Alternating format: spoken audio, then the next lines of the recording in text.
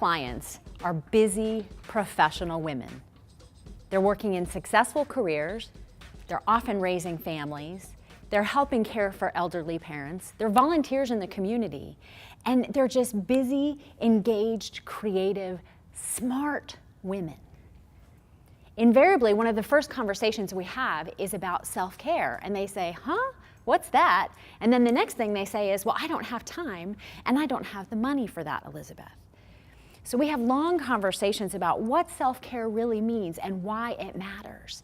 And what we come to understand is that self-care is the foundation for being a successful human being, but certainly to be a successful businesswoman, a successful parent, a successful daughter, friend, caregiver, all the different roles that we play. But so often we think of self-care as selfish. We think of it as a one-time decision that we're going to be making about, oh, should I go shopping for the day or should I go and get myself a massage? It's so much bigger than that. It's about the long-term decisions that we make to help ourselves be successful and those around us be successful too. Let me share a story with you from my personal life.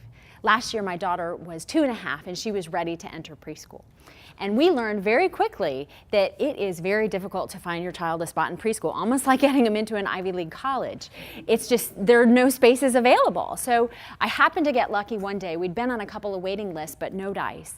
And I was on the playground with another mom who mentioned that her school had a spot available. So I called the school and they confirmed, yes, it was true. So I said, hold that right there. I'm coming with my money. 20 minutes, I'll be right there.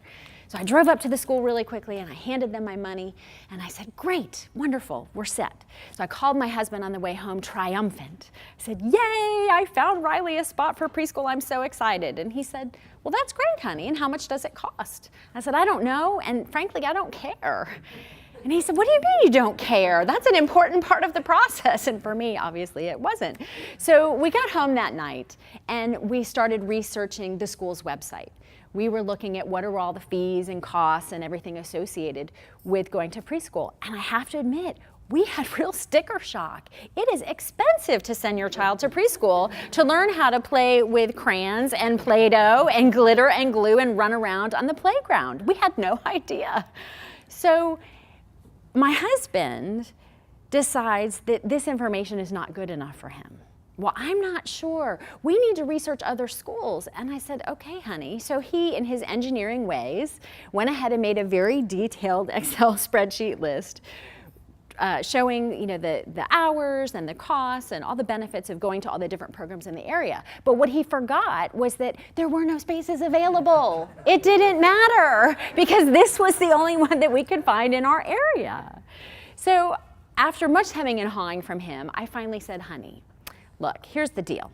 We're going to make the decision to put Riley in school next year. And if you really are against that, if you do not want to do that, if you do not think we should invest that money in her preschool education, I'm okay with that. I'll stay home with her for one more year, and then we're going to take those same thousands of dollars and invest them in me and my self-care.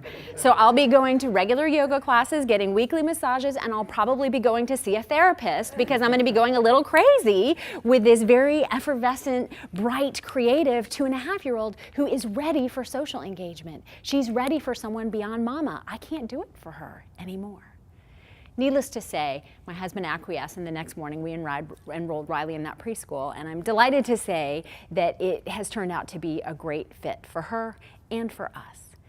So, I share this story with you as a reminder that as you're thinking about self-care decisions for your family, it's so often not about one person, it's about the greater good. It's not about a short-term decision, it's about long-term planning. And it's really rarely ever about price, it's about value. So in our case, we were able to end up with a win-win-win. It's a win for Riley. She's happy, creative, curious, talking a mile a minute these days, which is great. She's now 3.5. And it was a win for me because I'm happy that my daughter's happy, but I also was able to return to work after being a stay-at-home mom for a period of time. And my husband's happy because I'm happy. And that old saying that if mama ain't happy, there's nobody who's happy. So I would like to invite you to think about what smart self-care decisions do you need to be making for you and your family that will result in a win-win-win. Thanks.